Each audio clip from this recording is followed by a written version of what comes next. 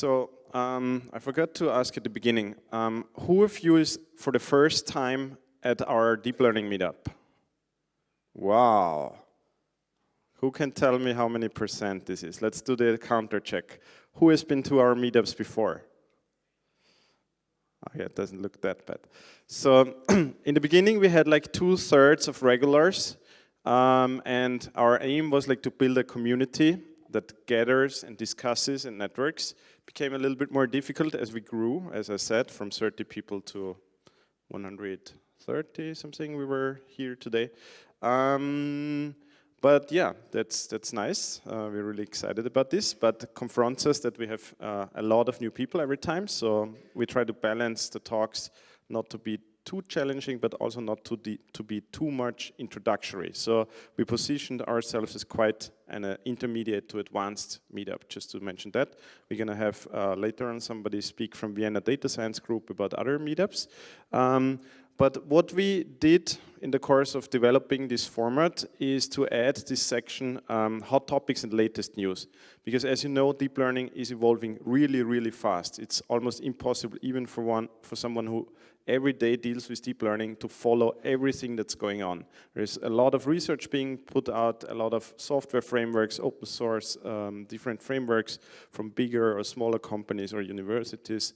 And then like these questions that we had here now. So it's sometimes little details that block your life or then can solve your problem. And that's why we built this community, because you can talk and interact with each other and then maybe help someone solve this particular problem just by this tiny little bit he was missing. So we're trying to solve this, and that's why it's really interesting. I want to thank all our speakers today again. So now it's up to us as the organizers, Jan, Alex, and me. We do typically this block of hot topics, but this, I want to stress this every time, especially as we have new people. We want to build a community, and we want not that we do lectures for you, we want that you interact and that you also help us find new topics, because of course we can't observe everything that is going on in deep learning in this whole topic of AI. So the call goes to you once again. If you find something really interesting, please let us know, write us emails, contact us on meetup.com or every other way you find. But let us know there's something cool out there, and we're open. Like, you can also just compile your 5 slides or whatever you want, come to the meetup, bring them on USB, or ideally send them to us before. And we include you in a block like this. You come up here and talk 5 minutes about the new topic you discovered. So we're still hoping that there's more participation from the audience. So this is also for people on YouTube now. You can also send us stuff.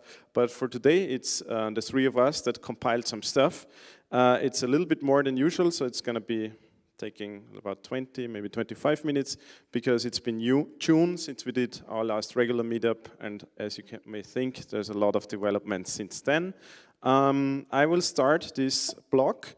I was 2 weeks ago not even in World Summit AI in Amsterdam, which was a huge event, 2,200 people, you can imagine.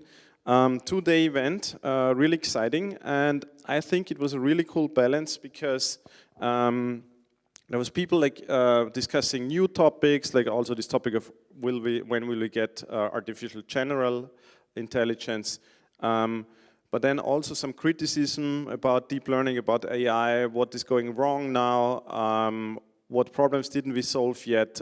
Is AI dangerous? Do we need to be afraid of robots? So some people say yes. If you don't build ethics or any kind of rules that the machines will accept, we're gonna have some problems. We actually plan and discuss to do maybe another meetup evening like this one in our series to discuss more about these ethics and problematic things, because so far you have seen us as pretty much optimistic, because deep learning is our everyday stuff, and we really like it. But of course, we should discuss these more problematic things. Some people commented to me today also interesting topics. We will ensure that we talk about this more. So here's my takeaways from World Summit AI in Amsterdam 2 weeks ago. There were some really very high qualified speakers there, professors, but also from the big companies. And yeah, I mean, this is very simplified, but very summarized. I have a few more slides. This is the first one. So main takeaways. Okay, you know that AI is taking off, but we are not quite there yet. So some problems are narrow AI. They still need to be solved on a broader scope, especially this topic of, do we have truly intelligent machines yet? Most people say no. We need some machines that are more conscious of what they're doing and what they're deciding or recognizing. And this will take time. It's not like that we're gonna have super intelligence like in 5 years or so. But nevertheless, ethics and dangers need to be discussed now. And more than discussed, they need to be actually started to be tackled. So to build ethics for machines, but also implement rules and ensure, like, actually research on ways to, like, from the very start build this into the machine, so there is not like this super dramatic scenario is going to happen that some people depict beforehand. And then another topic, of course, was AI is too much narrow right now, too narrow, so we can solve very specific tasks like speech recognition, all these beautiful things you've seen, but it's not kind of combined. So the multimodal approaches, like Valentin just presented, they are a good start. They're going into the right direction, but there needs to be done much more. And then there was some criticism on deep learning, which is interesting too. So they say deep learning is actually the cause why we have such narrow AI systems. And in order to build a true, like, conscious AI systems, deep learning might be the wrong method. So we still believe deep learning is the technology of our decade, but there is some criticism it might be the wrong path to really get to something truly intelligent. So this is a question mark that we would like to discuss in the near future. I like this statement somehow. I mean, of course, nobody can prove it, but Stuart Russell, who is a professor at University of California, Berkeley, it was his talk that was quite critical, but he also mentioned the value created by AI is or will be bigger than the GDP of the entire planet. So this is like just a statement to say how big and how huge this development is actually. I mean, of course, nobody can prove it, but it's just to say there was another curve that is like this exponential curve, and it's that we are now in this angle where it starts to become exponential. So we are only at the start of this topic to really take off. I mean, we see it a little bit with the development of the number of people at this meetup, but also many people think we're just only at the start. So he had a quite critical talk. He has 2 really good TED Talks on YouTube. I really recommend to watch these, but the summary in Amsterdam was, the rapid progress in AI is of course impacting the entire society. So there's all these topics of how many people will lose jobs due to automation, but then again also there's a huge opportunity for many people who are in this domain. So a whole lot of words can be spent on this topic alone. And then of course there needs to be a little bit regulation. So one part is ethics and the research of AI, thinking and building more ethically proven methods for this, the way we're going to in machines and machine learning and AI. Then related to the first part, we need to prepare for major economic disruption. So it's changing our life and the life of many people, probably all of us, dramatically in the next decades.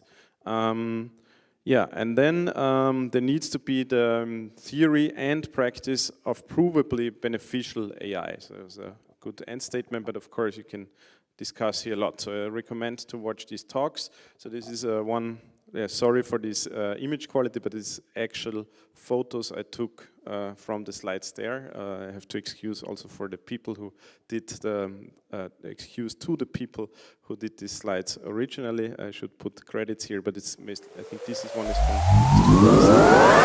from so green and red. So what we have, deep learning has contributed a lot to that we have really good working speech recognition systems, but it's mostly when you have a room, it's native speakers, the environment is quite okay, not too noisy.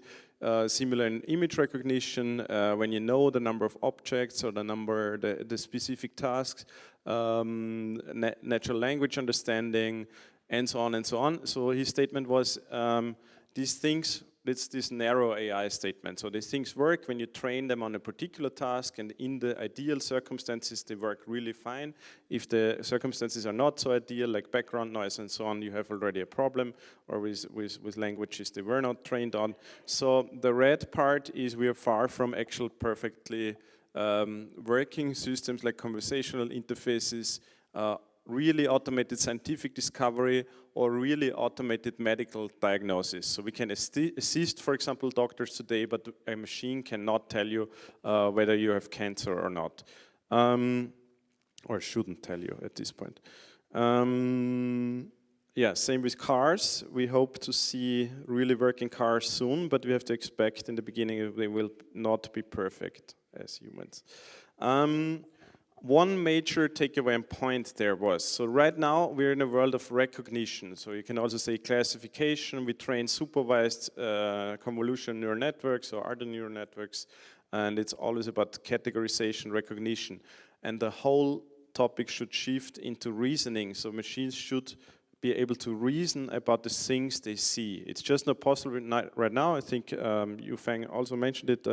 We can categorize a cat and a dog, but the machine doesn't know it's a cat or a dog. It's just spitting out that label because it was trained to wire some connections to tell you it's a cat or a dog.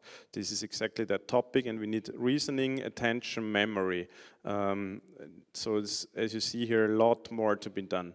The multimodal learning we've heard about now, it's quite early in its days, and there was one topic, a particular talk that was about deep reinforcement learning with memory. You can look that up, maybe we'll dig into this in a future meetup, but just to mention it here. And here on the lower right you see perceive, reason and act should be the way to go, and not just recognize categories of objects. Then, I think this is already my last slide.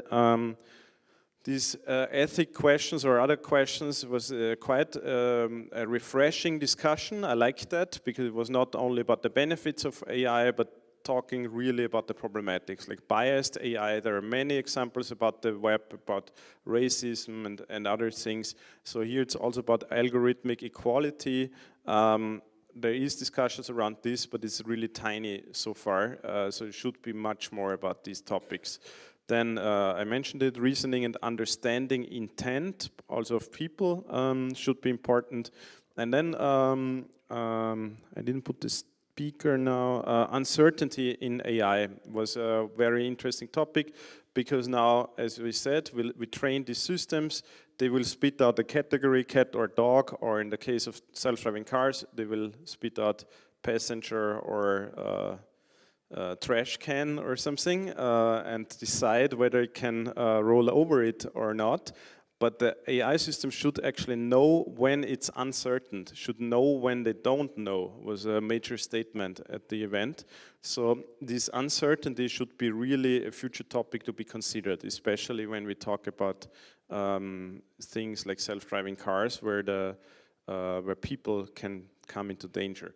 And then the final talk was about the power and limits of deep learning by famous Yann LeCun. And yeah, a lot of things told in this talk, but basically it was also about the limits of today's deep learning approaches and how to solve them. I guess you can find plenty of his slides and talks online. I just wanted to do a brief recap on what was discussed 2 weeks ago at World Summit AI. Yeah. So by that, I hand over. It's going to be the three of us, now Alex and then Jan, doing these hot topics. And yeah, Alex. Thank you. Yeah, I will present some, in the next slide, I will present some hands-on tutorials where you can try deep learning experiments on your own. And the first one is deep learning on Apache Spark. So if you don't have a CPU, but an Apache Spark cluster, which is apparently, surprisingly, there are a lot out of there. This is a very nice example which shows you how to use a pre-trained VGG16 model on a Spark or Hadoop cluster, and it introduces you to deep learning for Js. So it's a nice tutorial to use Java for deep learning, which is kind of the main programming language in engineering. And to stay with Hadoop and Spark, last week there was the natural language processing library introduced. Natural language processing is way to text processing, and this library has some very convenient features. If you're doing NLP, then you will know about tokenizer and stammers, and so you can now. Previously, you had to use pre-processing on a different platform. Now you can do this directly on a Spark cluster. To stay with NLP, if you're interested in NLP, there is a very nice crash course.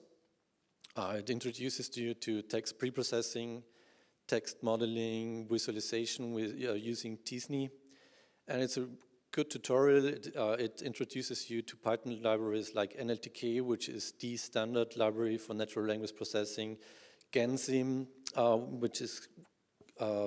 which was one of the first libraries to implement word2vec, and sklearn for t-SNE, visualization, and Bokeh, which is a very nice interactive visualization and charting library. You can do go with the mouse over the chart and draw and zoom and pinch zoom, and it's quite nice. So if you're familiar with word2vec, this is an algorithm which learns semantic relationships between words. And like here in this visualization, it learns that there is some semantic relationship between horse, cow, and pig, and cats and dogs. And it even learns kind of relationship that Paris is a capital of France, and there are some, then you can do some semantic transformation that when you subtract France from Paris and you add Italy, then the resulting vector is more close to Rome than any other vector of your collection. And these relationships, they're kind of independent from the language. So in the field of cross-lingual word embedding models, you use a model trained in English and apply it to a different language, and you kind of get the same relationships in the other language. And if you're interested in this, there's a really well curated survey that was published last week.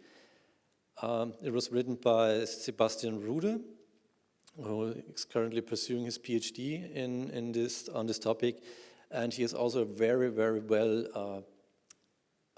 very good blog where he regularly posts introductions to various fields of deep learning, to natural language processing, and also a lot of tutorials and IPython notebooks. Yufeng today already mentioned how to use matrix factorization. This is an algorithm, a method used for recommender systems. And the example was this one where the chicken wings and the waffles were recommended to possibly pregnant women. So this tutorial is really going into deep. It's a very excellent tutorial. It explains every step that is needed to do to create a recommender system, every little aspect of matrix factorization, and how to use MXNet to create deep matrix factorization models and to apply this on the Netflix movie dataset and to recommend movies to your users. If you're like me, that you understand algorithms and papers more precisely if you see the code, then these three tutorials are for you. The first one codes a neural network from scratch. It implements a fully connected layer in Python. It introduces you to forward and back propagation and to the prediction step. This is a well-made tutorial. And the second one introduces you to long short-term memories, which are recurrent neural networks. And they also show you an implementation using NumPy. It's also well made, and you really get into the deep the implementation, and you really get a good understanding of LSTMs and neural networks. And the third blog post is a collection of blog posts, papers, tutorial, PhD and master theses, all you can wish for if you're really interested in recurrent neural networks and LSTMs, so you get all the information there. If you're interested in blockchain, there's a very well-made tutorial how to connect blockchains with deep learning. It's an example where you use smart contracts and machine learning to implement a chat client, and you can transmit messages to the blockchain, and a smart contract is triggered where a pre-trained neural network tags the image and tags the text, the message text, and this information is stored again to the blockchain. It's a well-made example. So if you're interested in overly complicated database systems, yeah, well-made. This is quite redundant because Tom already talked a lot about this. DeepMind announced that they initiated an ASIC group where they discuss and work on problems about ethical and societal questions raised by artificial intelligence.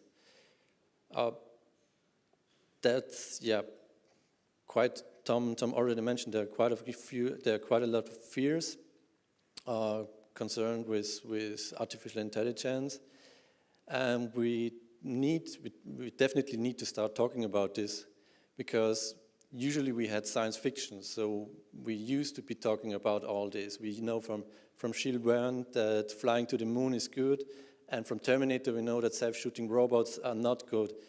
But we haven't talked about, is it okay, is it ethically okay that black boxes, that artificial intelligent black boxes judge about, are we allowed to get credit? Are we the perfect person to get this job? Or about to use artificial intelligence for law enforcement, for public observations, or for predictive policing. Yep. So I hand over to Jan. Okay, so great that you ended with public observation and surveillance videos. So I picked together a few papers from the last month, some from the last week, and some from the summer break that I found interesting, that give you pointers in all kinds of different directions. So this is, we often talked in the meetup about GANs, generative adversarial networks, that are able to generate images, and then often there was a question, why would you want to generate images? And here's a paper where they took a face recognizer or face detector and combined it with a neural network that was able to render faces, and then they used this to sort of anonymize surveillance videos. So sometimes there are public spaces being observed, and you don't really need to preserve the identities of all the people that are going in there, because you're kind of invading their privacy. And often it's enough to just, if you want to see if there's something awkward happening, you don't need to constantly monitor all the faces that are in there. So they replaced the face by surrogates rendered by network. And that preserves more information than simply pixelating the images or blurring them. And another interesting example is when we listen to each other in like noisy conditions, it helps if we can see each other's face, and especially the lip movement. then we are able to better understand the other person. And here some people, they figured, maybe we can also use this in a neural network. If we have some noisy speech here that has a lot of background noise, but in addition we are able to observe the lips, then maybe we can use this information to get a better, cleaner voice. So they showed that by including the lip movements, you get a better reconstruction up here than if you just use the noisy voice and try to produce a clean voice from that. But actually, if you look in the results in detail, so they looked a bit at what the network does, then it's mainly using the cue of whether the mouth is open or closed. So whenever the mouth is closed, it can just silence everything, so there will be less noise. And yeah, but it's still a nice idea, I thought. Then another nice idea. I'm not sure if they are actually the first one who did that, but you know that GoogleNet has multiple classification layers in the network, which they used to be able to. So this is not GoogleNet. This is just some toy example they put in this paper. They put some extra exit nodes with which all have to do the classifications for object recognition.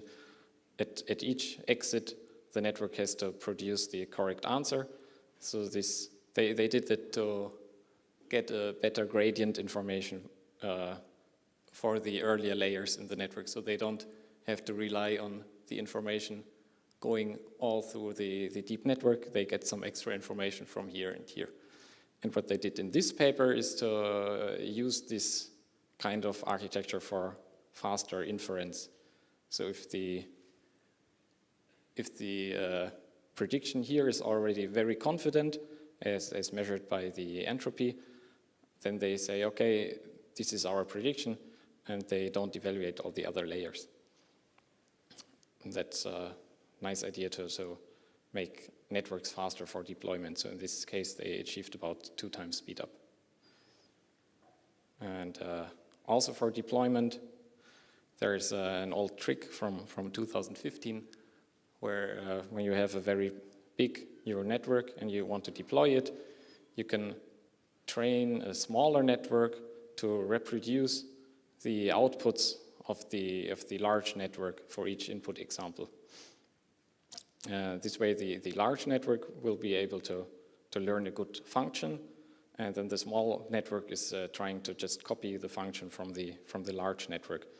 And the key thing is that the small network is trained to also reproduce the exact probabilities for all the classes that are not the true one. So if the true label is a husky, then the network is also trained to reproduce the probability for other breeds of dogs, for example, and also for whatever palm trees and whatever is in the data set.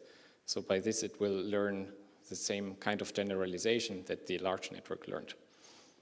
Now this requires access to all the training set. So what they did in this paper is they tried to take the large network and reproduce the training set from the large network, because it has a lot of weights and it has stored a lot of information about the training set. And they added some side information to make this easier or make this better. And they showed that it kind of works. It doesn't really work as well as training on the original training data when you train the small network, but it works, yeah, a little bit. So it's also a nice idea, I found. Then this is, I think, more of a joke. So this is a blog post by OpenAI. When you have a deep neural network and you don't have any nonlinearities in between, then it can be reduced to a single layer linear network, because if you stack a lot of linear operations, then the end result will still be a linear operation. Now they saw that in the standard floating point representation that is used, there's, if you zoom in on the order of 10 to the minus 38, there is some gap. So this is the smallest number you can represent, and then there's a lot of numbers between the smallest number and 0 that you can't really represent unless you use denormal numbers. But if you exclude that, then all these small values get clamped to 0 when you get this as a result. So actually you have some nonlinearity built in to the floating point processor in every floating point processor that follows the IEEE standard. And now you can't really train a network with this fact using backpropagation, because then the library would have to know about this fact. But they showed if you use evolutionary algorithms, then you actually can train a network to exploit this free nonlinearity to get good results on MNIST, for example. And so the practical use is probably very limited. I mean, it's like you have a free nonlinearity in some hardware that is very widespread, but the nonlinearity is usually not the bottleneck. So I think it's more like a joke, but it's very fun. So you can train a deep linear network and it exhibits nonlinear behavior. So then this is also from last month. We've been following the text-to-speech methods over time, over the last few months. And so we previously discussed WaveNet, which was released in September 2016, and Deep Voice 1 by Baidu in February, Tacotron in March, Deep Voice 2 in May, and now, I think last week or the week before, Google DeepMind announced that they are now using WaveNet in production in Google Assistant. And they improved a lot over the previous iteration of WaveNet. The previous one was very slow. So WaveNet is a model that is generating audio sample by sample. And if you can condition it on like the kind of phoneme you want to, and the pitch you want to produce, so you can use this to produce speech. And they sped it up a lot, and also they improved the sound quality. They increased the sample rate and the number of possible amplitudes that the network can produce. And they get now really convincing results. So if you follow the link, I will not do this now to save some time. You can listen to some examples. And they actually sound a little bit better than Deep Voice 2 and Tacotron.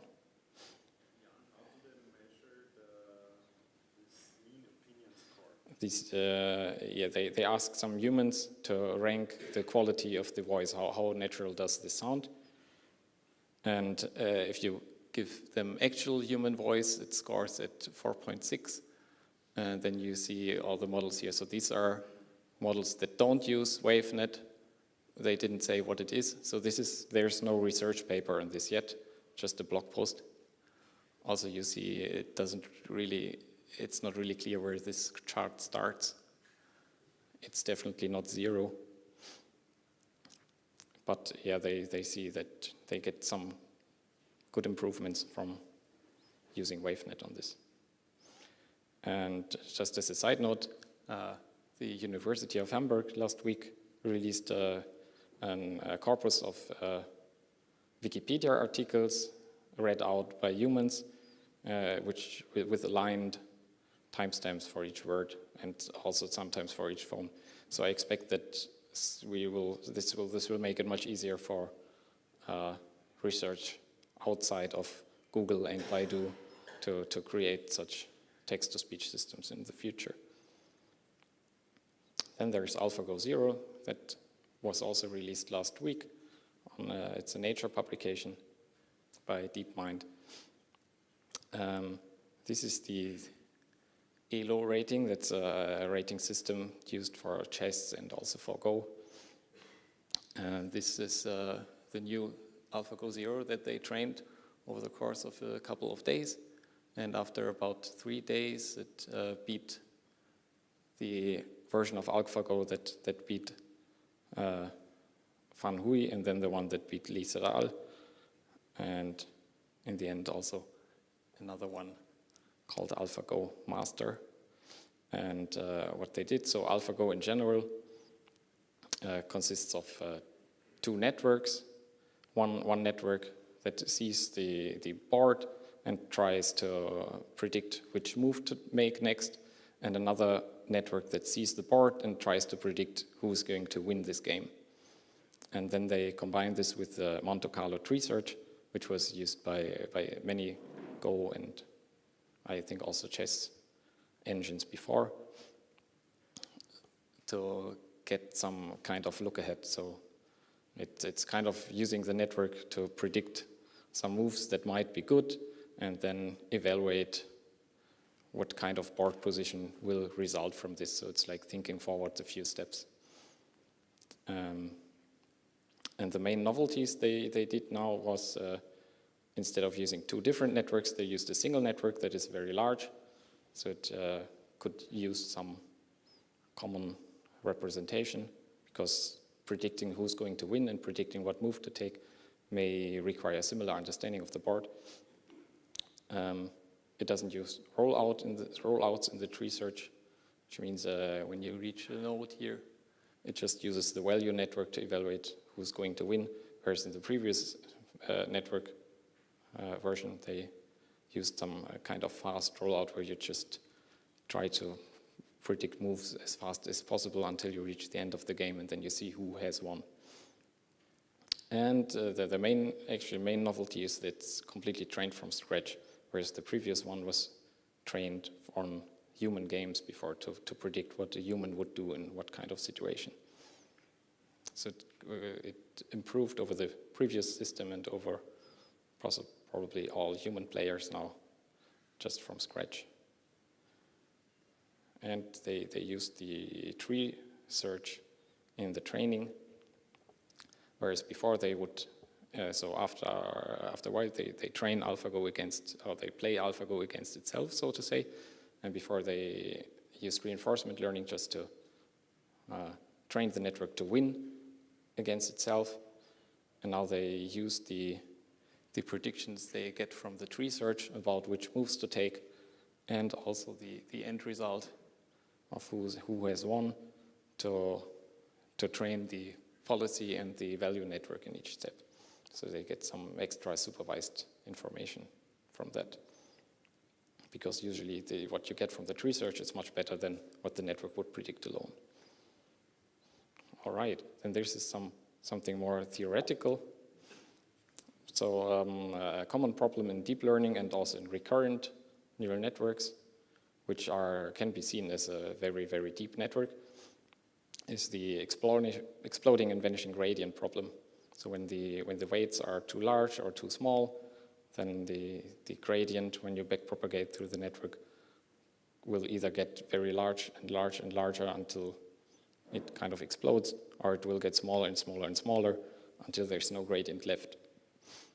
And one of the first solutions to this, actually the first solution was to pre-train networks unsupervisedly.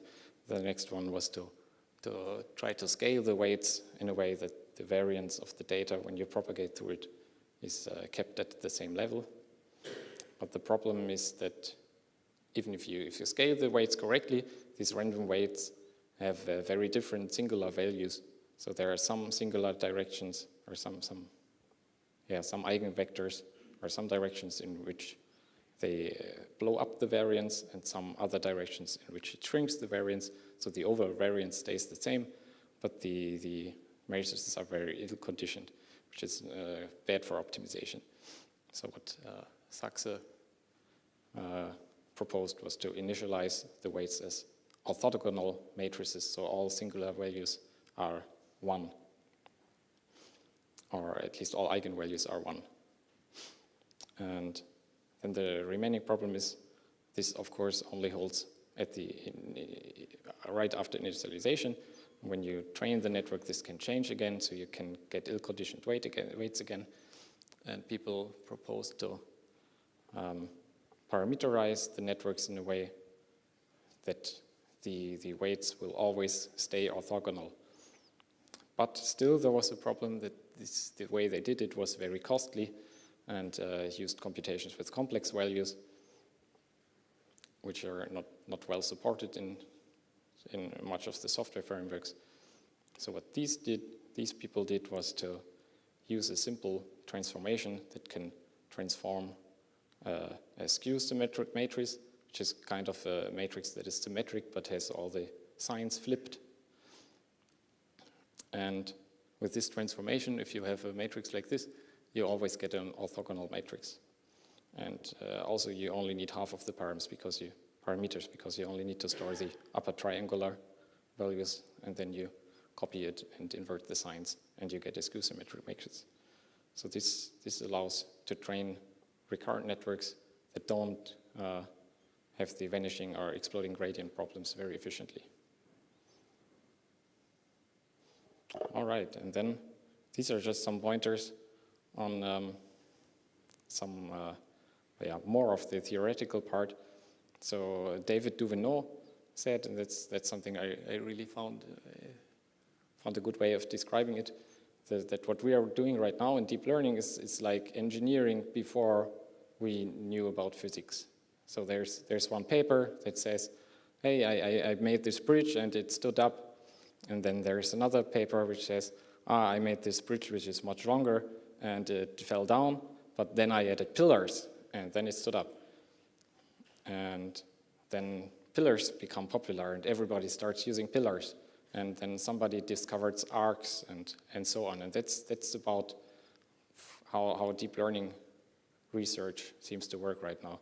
So you can replace these pillars with dropout or batch normalization or some initialization scheme. So there are some thoughts behind that. There's some reason why we think pillars may help, but in the end it's all very empirical. And there's some work trying to improve on the understanding, on the physics behind deep learning, mostly on why do deep networks generalize so well. And these are just two of the papers from last week or the last 2 weeks that you may want to look into if you're interested on the mathematical foundations. Oh yeah, then two things about software. So one very sad thing that Theano will be discontinued after the next release, and that's special because Theano was one of the very first deep learning frameworks. They were the first to introduce this concept of building computation graphs and optimizing them and compiling them, so run them on CPU or GPU. So they invented a lot of features that have now become widespread, and that's also one of the reasons why they decided to stop now, because now there's a very large ecosystem of a lot of open source software for different purposes, and it doesn't really pay off for a university to try to compete in this field anymore. It's not really a scientific endeavor anymore to maintain a deep learning framework, so they decided to stop it now. So we will also stop developing Lasagne after Theano is discontinued. But now there's a replacement, not really, but I found this one. It's a deep learning framework in JavaScript, which allows you to run networks in your browser and actually also train them in your browser, and it runs on the GPU. So this it's not really a replacement for any other framework, but it opens up some new possibilities. And there's not really a way for a web browser to do general computations on the GPU. There's WebGL, which is meant for graphics. So what they do behind, or some libraries they build up on, is to convert the input data into some image, and then run a pixel shader on the image that does the right thing, that does a matrix multiplication in the end by doing something with the color values, and then they copy back the result. That's actually how the first deep learning libraries on GPU worked, before there was CUDA and OpenCL and so of that. Yeah. So now we have some announcement by Tom. Thank you.